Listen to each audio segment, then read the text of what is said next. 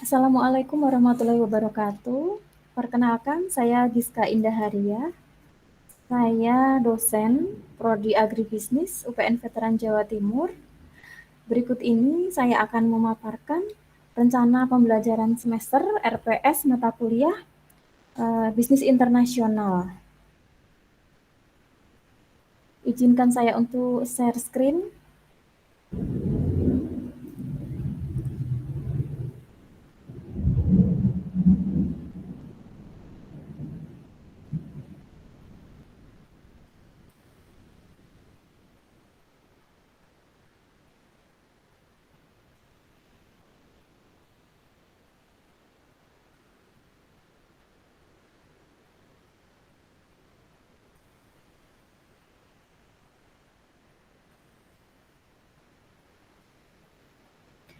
Baik, berikut ini adalah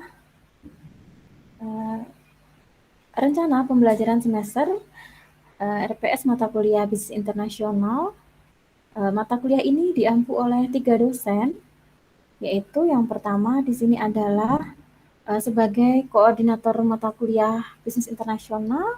Yang pertama adalah Dr. Insinyur Sudiarto MMA, yang kedua adalah Dr. Insinyur Zainal Abidin MS, dan yang ketiga adalah saya, Giska Indaharia, SPM AGR.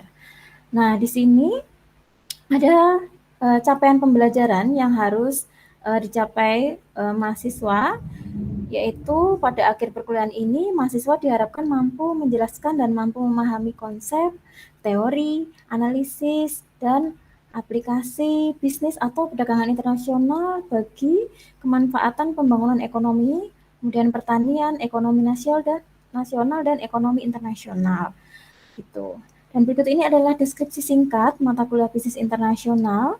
Mata kuliah ini membahas tentang teori klasik, merkantilisme, teori modern, kebijakan perdagangan internasional, teori tahap integrasi, maksud saya teori tahap integrasi ekonomi regional, kemudian organisasi dan kerjasama perdagangan internasional, liberalisasi perdagangan, perpindahan faktor produksi antar negara, kemudian perdagangan internasional dan pertumbuhan ekonomi, pasar valuta asing, neraca pembayaran internasional, dan model ekonomi terbuka. Nah, ini berikut ini adalah pustaka yang kami gunakan, ada di H2000, yaitu bukunya Ekonomi Internasional, yang sana memuat teori dan kebijakan perdagangan internasional, dan juga Nopirin, dan juga ada Lindert Peter dengan judul Ekonomi Internasional, kemudian juga ada Hadis Syafril, begitu, dan beberapa ada buku penunjang lainnya.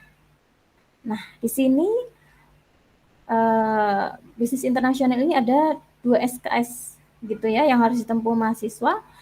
Yang pertemuan pertama di sini kemampuan akhir yang harus diharapkan, yang harus dicapai, yaitu di sini mahasiswa mampu menjelaskan pengertian dan ruang lingkup serta pentingnya bisnis perdagangan internasional.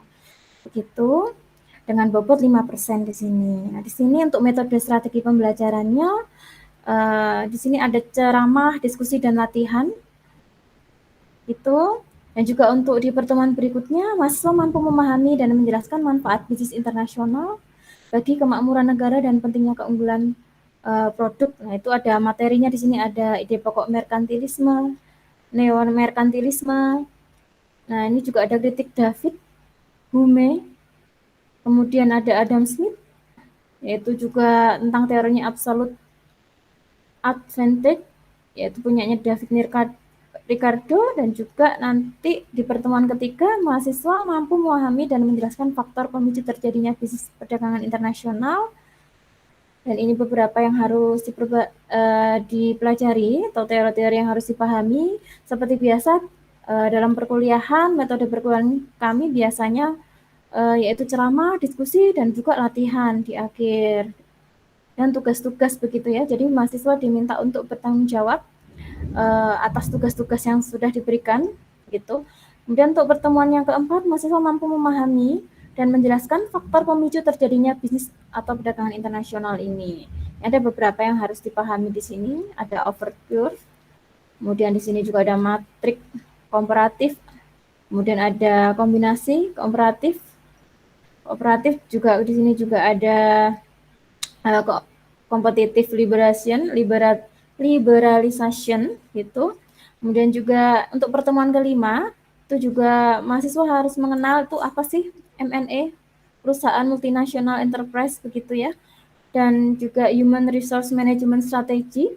Nah, di sini mahasiswa harus memahami, mengkritisi, dan menjelaskan bermacam-macam karakteristik perusahaan multinasional enterprise itu seperti apa, disertai contoh-contohnya, kemudian juga strategi perusahaan M&A itu dalam meraih eksistensi atau mampu bersaing di pasar global itu seperti apa, gitu.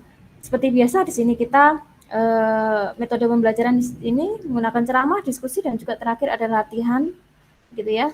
Ini juga dituntut mahasiswa untuk aktif dalam diskusi, gitu ya.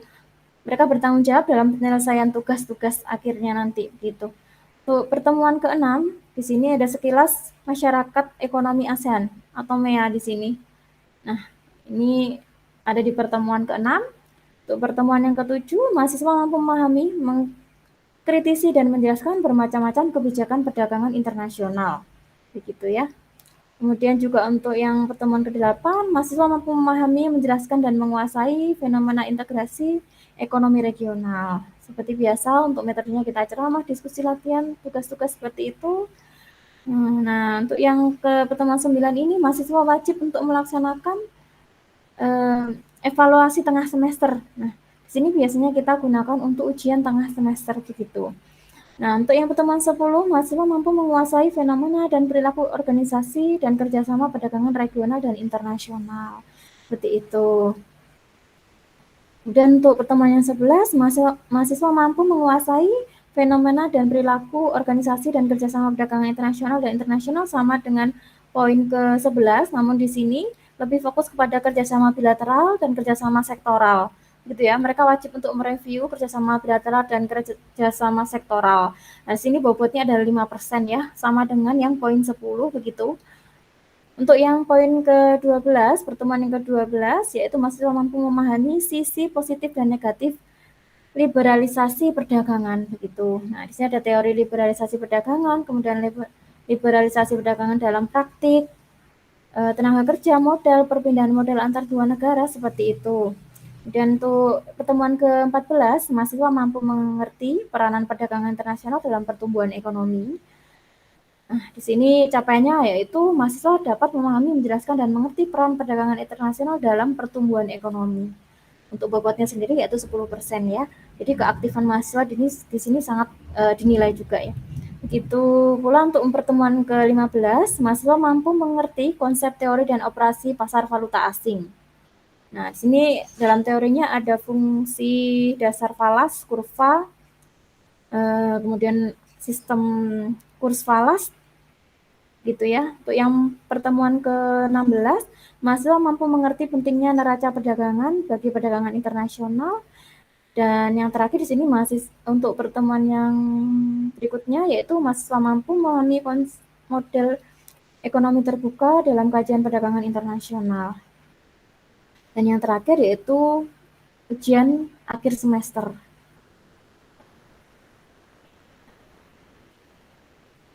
Sekian yang bisa saya sampaikan untuk rencana pembelajaran semester RPS pada mata kuliah bisnis internasional. Saya akhiri. Assalamualaikum warahmatullahi wabarakatuh.